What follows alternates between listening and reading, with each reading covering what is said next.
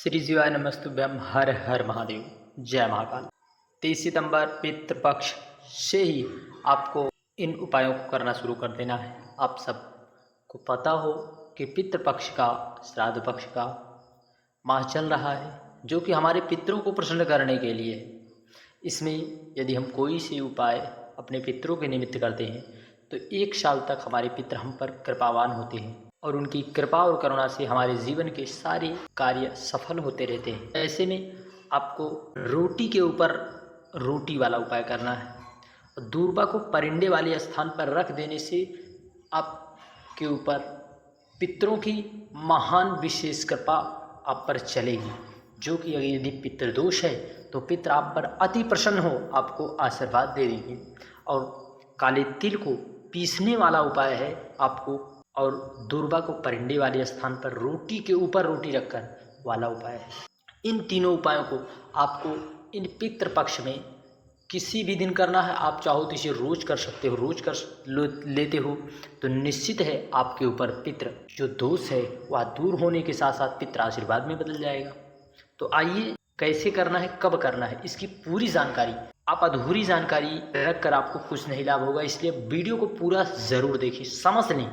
क्योंकि पितृ यदि आपके नाराज हैं, पितृदोष है, तो आपके कार्य बनने वाले नहीं है। धन संपदा, रोग बीमारी, विघ्न बाधाएं आपके जीवन में चलती रहेंगी। कोई सा भी उपाय कर लो जो है कुछ भी लाभ नहीं होने वाला है, क्योंकि पितृ हमारे पितृदेव हैं। उन्हीं की कृपा और करुणा से यदि आपको जो कुछ प्राप्त है आपके पितरों के ही बदौलत हम आप लोगों को सब कुछ पर्याप्त है।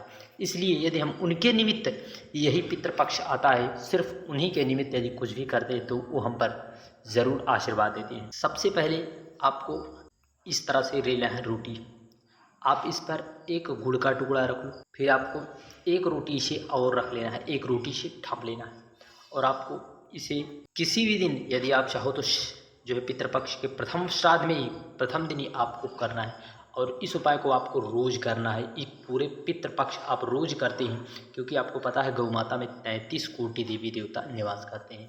जो भी व्यक्ति गौ माता को रोटी के ऊपर रोटी रखकर खिला देता है उसकी 7 पीढ़ियों में जितने पितृ हैं उस पर अपना आशीर्वाद प्रदान करते हैं।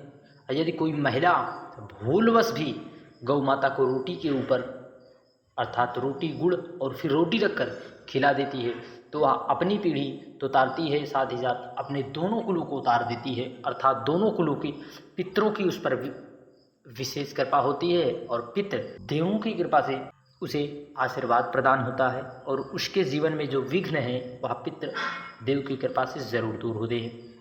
इसलिए आपको इस उपाय को रोज कर लेना है। रोज चाहो तो आप रोज कर लो, वरना आप एक दिन इस श्राद्ध पक्ष में एक दिन जरूर करें।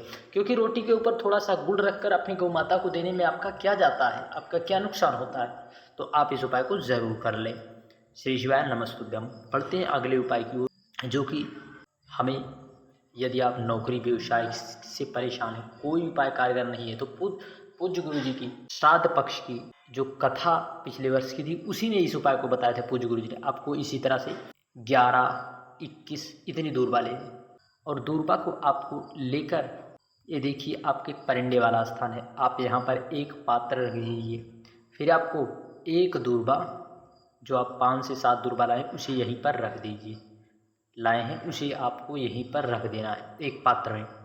आप इस उपाय को 5 से 7 दिन तक रहने दें, 5 से 7 दिन तक रहने दें। यदि आप नौकरी व्यवसाय के लिए प्रयत्न कर रहे हैं, आपको लाभ नहीं हो रहा, तो आपको 5 से 7 दिन रखे रहने देना है। फिर उसके बाद आपको इस दूर्वा को किसी पवित्र नदी, सरोवर या तालाब में उसे आप विसर्जित कर दें। विसर्जित कर देते हैं तो निश्चित है जिस तरह यह दूर्वा प्रवाह नदी के बहाव से धीरे धीरे प्रवाहित होगा, उसी तरह आपके जीवन में जिस कामयाबी के लिए आप हाथ लगाएंगे उसमें आपको प्रवाह की भांति ऊपर आपको तरक्की ज़रूर मिलना प्रारंभ हो जाएगी। यह पूज्य गुरु जी के द्वारा बताया गया पिछले वर्ष की श्राद्ध पक्ष की कथा का बिल्कुल ही अचूक उपाय है। इस उपाय को आपको करने से बिल्कुल नहीं चूकना है। अब आपको बता दूँ, आपको 5 से 7 दूर्वा तो या हर जगह आपको आसानी से प्राप्त हो जाएंगे। माताएं इस चीज़ को विशेष ध्यान दें।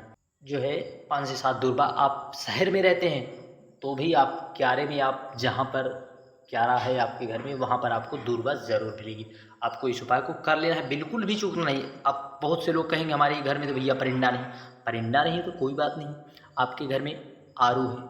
आरू जहाँ पर आप जहाँ पर भी आप पानी रखते हैं वही आपका परिंदे का स्थान है। या फिर आपके जो है रसोई घर में आप इसे रख सकते हैं। रसोई घर में आपके पानी रखा है, वहाँ पर भी इस उपाय को कर सकते हैं। आप 5 से 7 दिन तक रख दीजिए। निश्चित है देव महादेव की कृपा के साथ, पितरों की कृपा, अपार कृपा आप पर बरसेगी। जो है श्री शिवाय नमस्तुभ्यम अंतिम उपाय, जो कि यह भी पितरों के लिए निमित्त किया जाता है। ये देख रहे हैं, आपको स्क्रीन पर दिखाने का प्रयास किया जा रहा है। इसे क्या कहते हैं आप कमेंट में ज़रूर बताइएगा। इसे कहते हैं काला तिल। इस तरह से आपको काले तिल ले लेना है, काले तिल थोड़ी अत्यधिक मात्रा में। फिर आपको इसे पीस देना है सिलबट्टे या मिक्सी की सहायता से आपको इसे पीसना है। क्या करना है? पीसना। पीसने के बाद आपको इस तरह से, चाहो तो आप एक बर्तन ले लो। इस तरह से दूध ताम्र पत्र में नहीं समर्पित किया जाता, तो आपको इस तरह से एक बर्तन लेना है। या फिर आप चाहो तो स्टील का भी आप पात्र ले लो, जो आप उसमें पीसे हुए हो। पीसी काली मिर्च, पीसी आप काली तिल इसमें डाल दें।